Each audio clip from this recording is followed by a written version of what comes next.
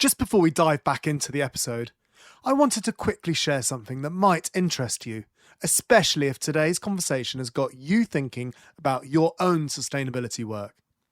Some of the things we hear most in this industry are, I wish I could connect with other people doing this work, or I'd love to turn my sustainability expertise into something more. Well, 51 to Carbon Zero, the sponsor of this podcast, have created their own referral network. And it does exactly that. This isn't about selling you something, it's actually about helping you make money while building the sustainability community we all need. So here's what's in it for you. First, you get to join a genuine community of sustainability experts who share knowledge, refer work to each other, and solve problems together. So, no more working in isolation. Secondly, there's real money involved. There's 10% plus commission on software referrals. We're talking about projects that go from 30 grand up to 100 grand. Plus, you'll be able to boost your presence by taking part in our fireside chats. I've actually got an email in front of me from Louise Stevens, one of the ambassadors, and it says that all her clients are genuinely happy because she's got a great partner and her clients love them. But here's the bigger picture. You'll be helping accelerate the sustainability transition that we all desperately need. Every referral, every connection, every collaboration moves us closer to the world we're all working towards. If this resonates with you and you want to earn some extra income, click the link in our show notes to become a 51 to Carbon Zero ambassador. Okay, back to the show.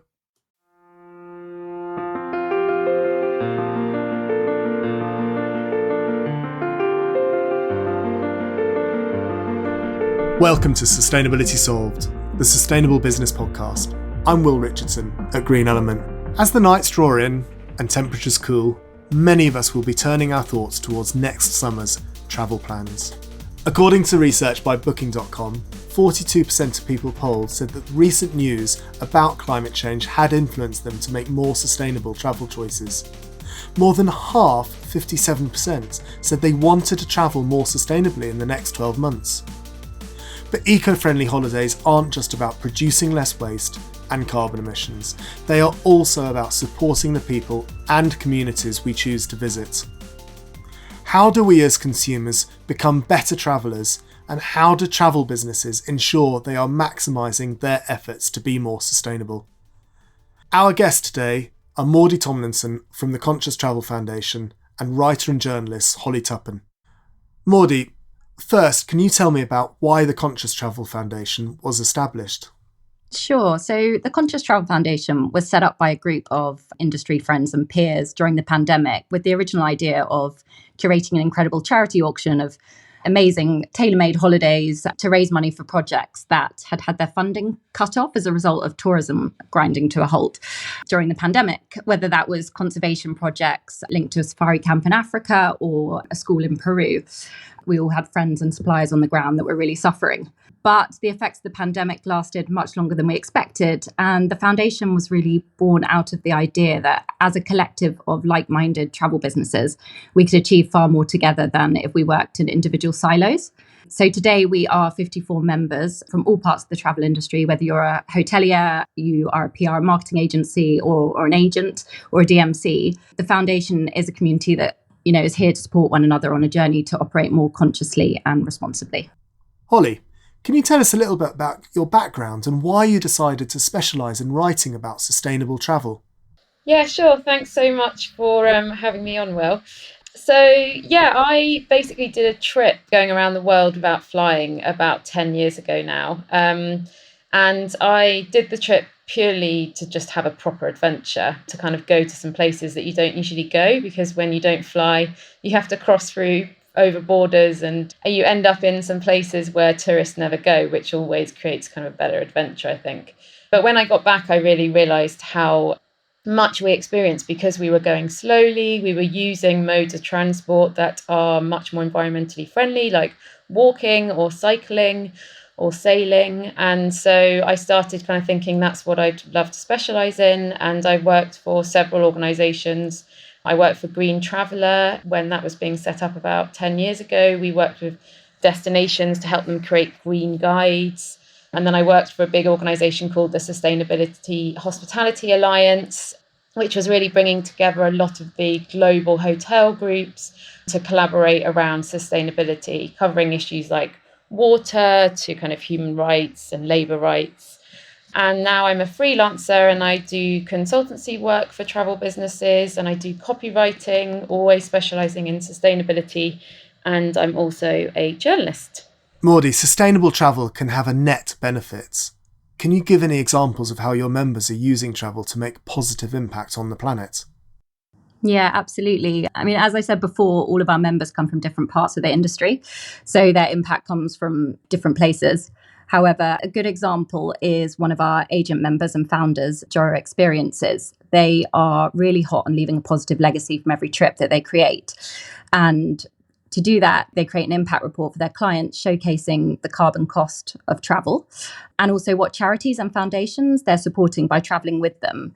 This could be charities that Joro is supporting directly or projects that the accommodation they're staying at is funding through just existing. For example, staying at a property like Sole Luna, which is a stunning property in the Sacred Valley in Peru, you'd be supporting a school and the 20 children that live there. So traveling, is very much having a very positive impact. It's all about being transparent and also showing the power of travel when done well.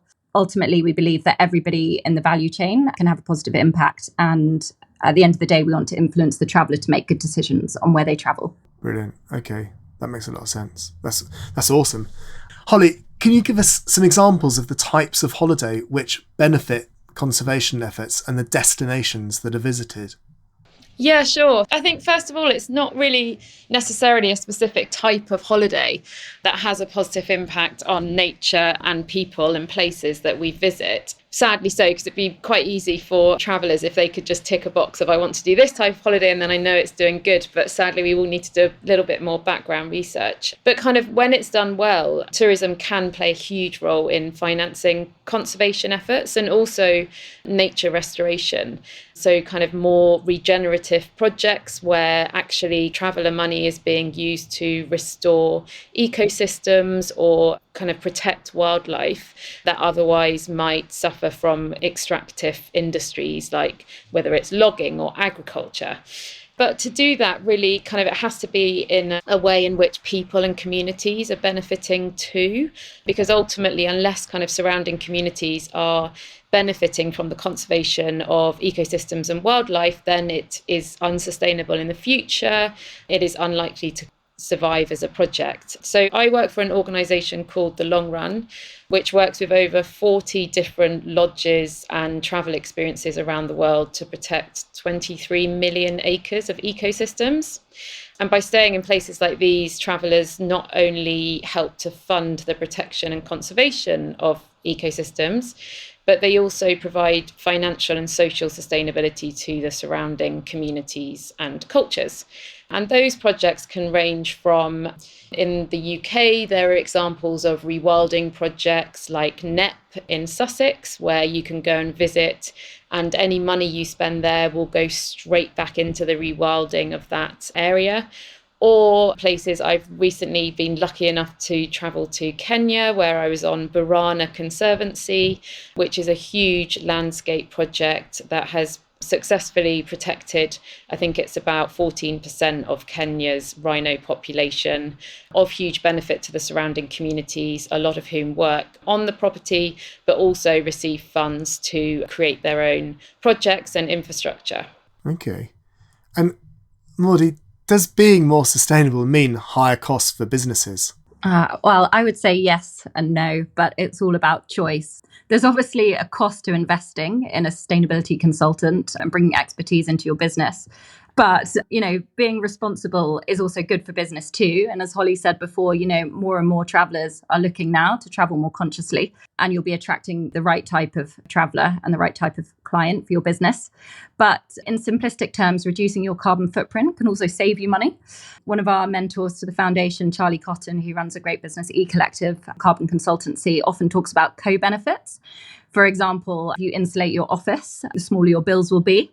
Or if you reduce your air miles, moving some of your meetings online, you're going to save on airfares. So we don't have to be entirely perfect, but we do need to start making changes. Okay. And Holly, you've written a book called Sustainable Travel. Can you tell us a couple of things you advise in it, please? Yeah, sure. So I really kind of hope that the book provides all the information that people need to make more informed choices when booking a holiday. I think it's quite overwhelming for consumers to identify places that are more responsible or not. So what I've tried to do is cover everything from identifying sustainable places to stay. So for example, one tip is a big problem in the hospitality industry is that construction has a huge carbon footprint. So I think the construction industry is responsible for 21% of the world's carbon emissions.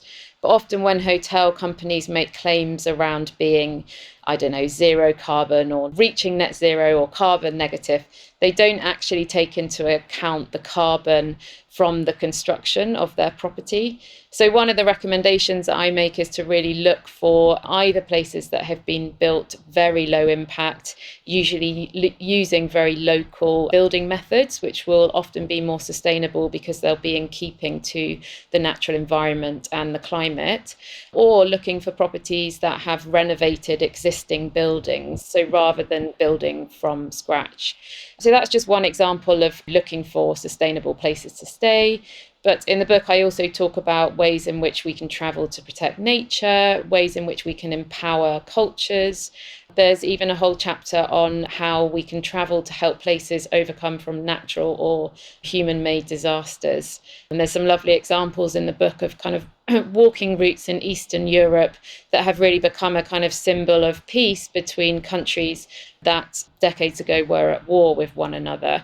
Yeah, so there's a huge range in there. There's also a very chunky chapter on reducing carbon, since I feel like that's such a critical part of overcoming the climate crisis, but often still hugely kind of mystified area for consumers and very difficult for people to get their heads around. Which leads me on to the next question, the elephant in the room, Maudie. Sustainable travel and flying, how do we get past that? Yeah, well, I think as Holly said, we need to tackle it kind of head on and be honest about flying. We're not going to stop flying, and we need airlines and governments to find solutions. But on an individual level, if you're a travel business or a traveller that clocks up air miles, you do need to think about how essential that trip is when you are flying. As we've said before, when it's done right, travel is such a brilliant distributor of wealth. So I don't think anyone's saying don't fly, but really think about the value of that trip to you and also to the people that you're visiting. Why am I going on this trip? Holly probably knows a lot more about it than me, but in the longer term, we'll be looking at electric planes, electric hovercrafts, and so on. And we're definitely seeing return the industry to slower travel and train travel, overnight trains in Europe, and so on. Yeah. Okay, brilliant. I think you're right, absolutely right. I think flying will always be a part of the future. I do genuinely think that we are in a period of much more peace because we understand each other's cultures. And how's that going to continue if we can't travel? Because we're not going to teleport to different places. So it makes sense that we do. And technology will change as well. Yeah. And just until technology catches up, everybody's got to play their part in just reducing their footprint where they can. Holly, what innovative, eco-friendly ideas are you seeing in hotels and accommodation? Well, yeah, lots out there. Hotels are actually really good kind of hotbeds for innovation. And something that's kind of popped up more recently are kind of back of house sustainability tours in certain properties, which are kind of building in popularity, which I think is really exciting because people are thinking, okay, I want to understand what are these green solutions, and maybe people are thinking, how can I bring these back into my everyday life, which is great. So if we kind of think of travel as really a vehicle for education as much as it is for having a nice relaxing time. I really get excited about innovations that are not only benefiting maybe one property, but are actually kind of collaborative efforts where everyone's working together and maybe might help to totally change infrastructure within a destination. So one example that I'm writing about at the moment is the Blue Apple Beach Resort in Colombia, where the founder, Portia Hart, has done a lot of work trying to understand how the property could better recycle glass and tackle food waste, because there's no community infrastructure where she is. So she actually set up a glass recycling scheme and a food waste compost system that now kind of I think 8 or 9 other businesses are also using. So it's just a brilliant example of how hotels can have a real ripple effect with their eco activities, which is great. Brilliant. And Maudie and Holly, what questions should we be asking businesses before we book our next holiday? Well, so ideally, we need to be asking lots and lots of questions. I always say people like, how can we be more sustainable on holiday or help to kind of drive the sustainable travel movement? And one way is just asking questions every step of the way. The more hotels and travel businesses hear customers asking questions around sustainability, the more they are likely to act. So my advice is, when you're asking questions or whether you're trying to scrutinize whether someone is really responsible or not, I always say to look for those businesses that are really consistent with their sustainability messaging. So it shouldn't just be a kind of side tab on their website menu, but it really needs to be embedded throughout their mission, their branding, their experiences, and sales. So if on the sales call you ask a question around, is this money going to be helping the local community? Where does my money go? Can you tell me a little bit about the conservation efforts on the ground? If the salespeople can't answer those questions, then it's got to kind of ring alarm bells of whether this company is really taking sustainability seriously. Yeah, absolutely. I think as a consumer, when you are, looking to organise a holiday, a trip, you want to have some kind of tangible evidence, perhaps also that you're buying from someone doing good. I don't know whether it's worth mentioning, looking out for certifications like the Long Run, for example, or B Corp. There's so many out there, over 170 in the travel industry. Oh, wow. That's got to be confusing. Yeah. It can be a little confusing, but, anyone that has a certification or is working towards a certification that is certified by the GSTC, I think is a travel business that's, striving to do good or certainly on that journey. So, as a consumer, it's definitely worth looking out for those. So 170 different certifications.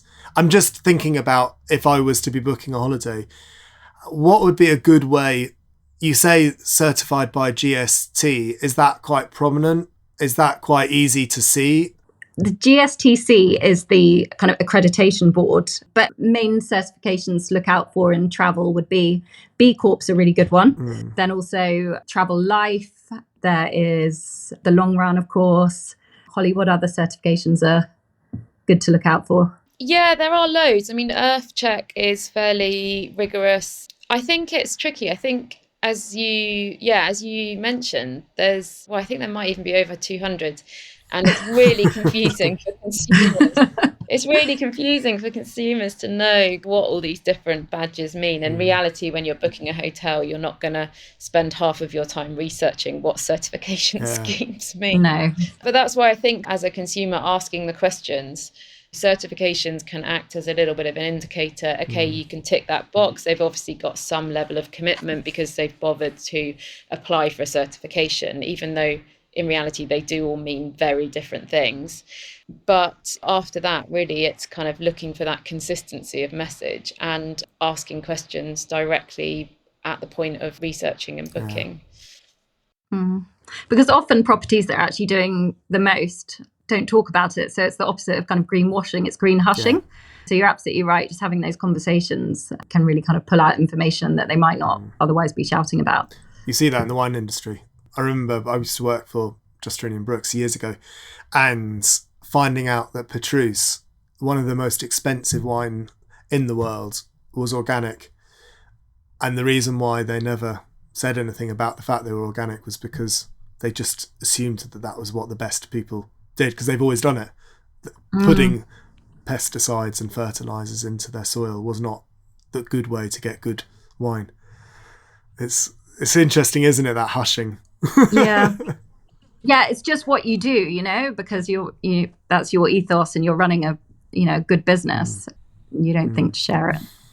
And so I guess in a similar vein, what are the things to avoid?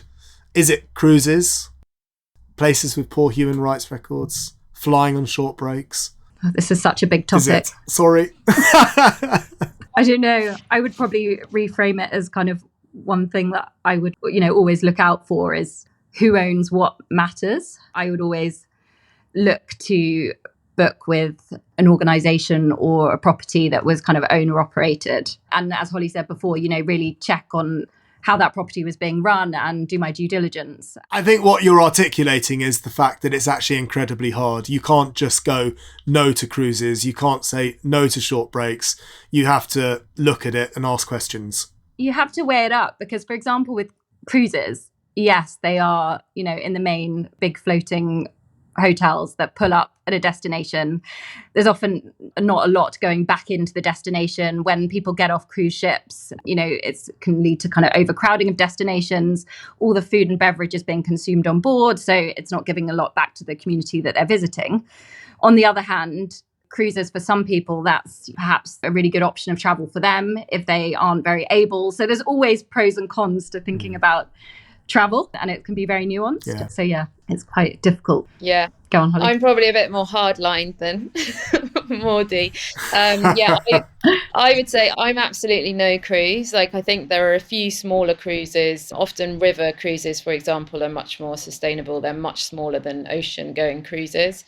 There are a few cruise businesses that are making an effort with sustainability, but they've got absolutely miles to go. We're nowhere near being able to say that cruise can ever have a positive impact because ultimately there's no economic benefit to a destination. If anything, there's often a negative impact. Places have to build huge cruise ports at huge conservation loss to be able to accept cruise ships. Destinations rarely benefit from cruise ships coming. Visitors often hop off on board, take a load of photos, overcrowd a destination, and then get back on their cruise ship.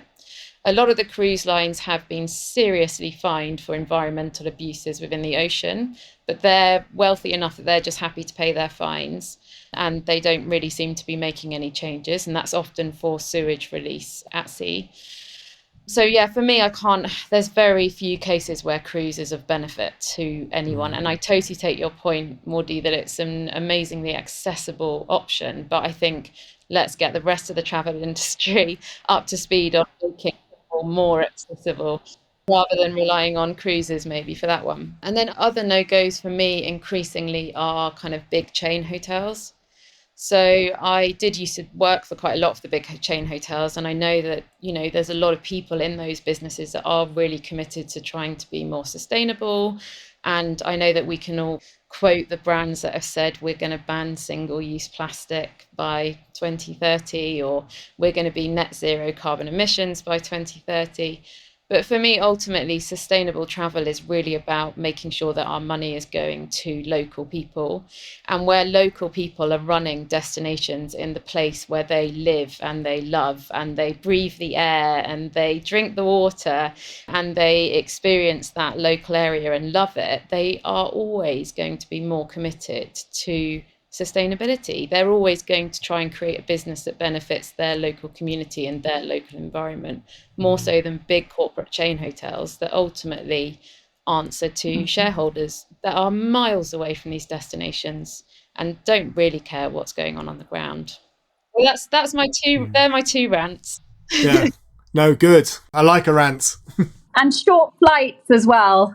Got to throw those in there as well. If you can go by train, then do it. I mean, France leading the way by banning domestic flights is a great thing. It is good. We were talking about it as a team, I think yesterday or the day before. And if you've got the infrastructure like France has with the fast train travel, then it works incredibly well. I live in Edinburgh and I always train to London. I never fly. But that's because of what I do, and it's because of what I understand and know. But it's a 4.5 hour journey whereas it could be a 2-hour journey on a train. So we don't have the infrastructure in order to ban stuff like that, I think. Yeah, I think cost is also hugely at play as well, isn't it? Parts of Europe, rail travel is hugely subsidised Yeah. to make it much more affordable. And I think, this is where kind of consumer pressure and kind of making sure that we're all making the right noises about what kind of infrastructure we really want is also quite important. But yeah, sadly, there's lots of parts of travel which is so dependent on infrastructure. As a consumer, it's hard to necessarily make the decision you want to make because of all the limiting factors.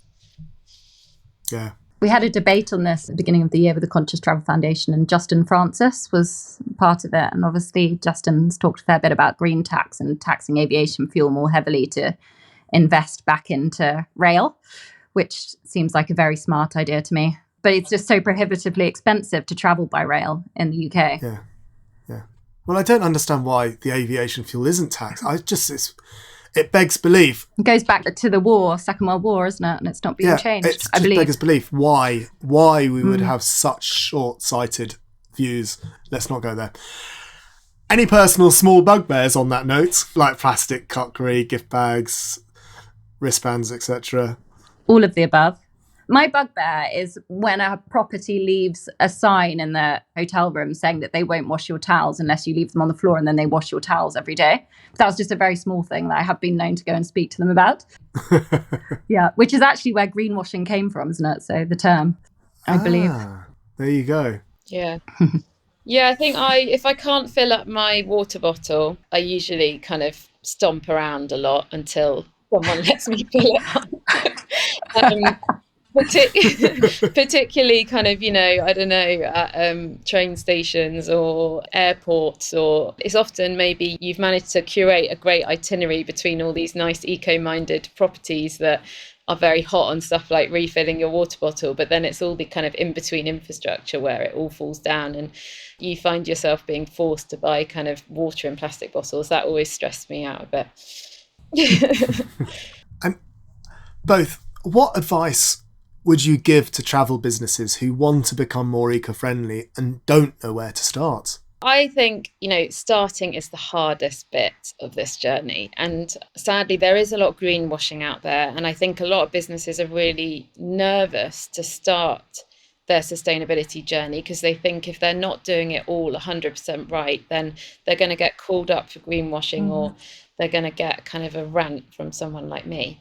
But starting is really, really important. And so not maybe the most helpful advice, but I would say just get started. Like, have a look at your business and have a think kind of for yourself, like what is really important to you, what kind of really strikes with you in this whole sustainability debate, and maybe start from that. I think that often when sustainability actually does really come from the heart or come from something that people at the top feel really passionate about, it can have a much kind of greater impact on the whole business. Yeah, no, absolutely. We really found this with the Conscious Travel Foundation, that so many people came to us and said, we just don't know where to start. So much so we actually put together quite a simple toolkit alongside some kind of brilliant minds in the industry, just an absolute, simple step-by-step to getting on the path. And that was received really well. So I think actually aligning yourself with an organization that can help you learn, whether that's the Long Run or the Conscious Travel Foundation or lots of amazing organizations out there, just get started, as Holly said. Yeah, I think that's it. Just get started. Don't overthink it. You see so many organizations overthink it, and it's quite simple. Just do something that's meaningful and transparent. Yeah, there's so many free resources out there at the moment. At the Long Run, we just created a report which really outlines all the free sustainability resources available for kind of SMEs across the industry. And there's heaps. So I think with a little bit of background research, it's quite easy to now identify where are some kind of quick wins on sustainability that really doesn't take too much effort to just go for it and implement. And I think it's really important that people realize that sustainability is very much a journey. No one's perfect and everyone is striving for kind of continual improvement. So just getting on the journey is a good place to be. Yeah, brilliant. So, final question. January is the busiest time for booking holidays. Do both of you have a sustainable holiday in mind for yourself in 2023? Yeah, next year I'll be going to Cornwall. Very exotic, but very sustainable.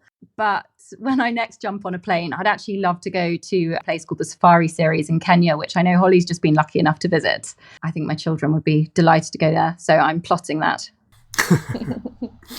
Yeah, I mean, it was amazing. I can highly recommend the Safari Series up in Laikipia in northern Kenya, which has been, when I was there, they were on the back end of kind of a 2-year horrific drought. They're still really suffering from drought actually up there, but they have just had rain this last week, which, having been there and witnessed what they're all experiencing, I was kind of felt really excited. But it's an incredible place. So yeah, well, I've always got about 20 holidays that I'm thinking about doing, mostly because of my job. So at the moment, I'm very torn. I would love to take my kids to Sri Lanka because I think it's a destination that really needs tourists at the moment. They've had an absolutely shocking run of it, from kind of the awful Easter bombings and then COVID and then kind of the political and economic turmoil that has gone on there, for a kind of island nation that really does depend on tourism for a lot of its GDP. So I feel like that's a destination I'd love to go to. I'd love to get my kids kind of a proper, totally different culture, and that kind of coming off the airplane and all the smells and the sounds that just feel like you're a million miles from home. But of course, I'm totally conflicted because that would mean getting on a long haul flight. And we don't really fly as a family. We haven't flown as a family for about 5 years now. So yeah, but there's some brilliant new walking routes that have just been established up in the tea trails of Sri Lanka. So if I did go there, I'd like to take the kids and do a long distance kind of A to B walking route where you're staying in all the local tea houses and some nice eco lodges up there. Brilliant. Well, thank you both for coming on to the podcast and exploring sustainable travel. It's been absolutely fascinating talking to and listening to both of you. Thank you. Thanks very much, Will. And that's it for this episode of Sustainability Solved, the Sustainable Business Podcast. Thank you to my guests, Holly Tuppen and Maudie Tomlinson. You'll find more information about both of them and links to their websites and social media in our show notes. I'm Will Richardson at Green Element, and if you have any feedback or questions, you can get in contact with us at Green Element on social media. And don't forget to follow this podcast in your favourite app or write us a review. Thank you for listening, and for more ideas and discussion about sustainable business, check out our back catalogue. Thank you. Take care.